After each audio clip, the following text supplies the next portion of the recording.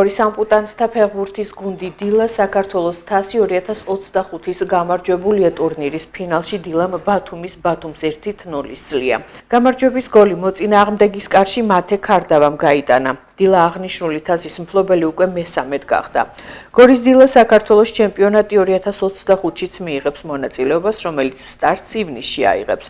ამპუტანტ ფეხბურთელთა კლუბი გორის მუნიციპალიტეტის მერის საფეხბურთო კლუბ გორის შემადგენლობაშია და წარმატებით ასპარეზობს შიდა და საერთაშორისო შეჯიბრებებში.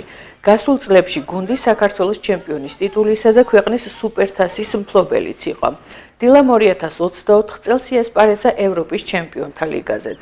გუნდის შექმნის მიზანი ამპუტირებულთათვის სპორტული და ჯანსაღი გარემოს შექმნა, რეაბილიტაცია და საზოგადოებაში ინტეგრაციაა. გორში ტარდება ამპუტანტთა ფეხბურთში საქართველოს თასის გათამაშება, 2025 წლის თასის გათამაშება. მონაწილეობას ღებულობს გორის დილა ამ ფინალურ მატჩში და ბათუმის ბათუმი.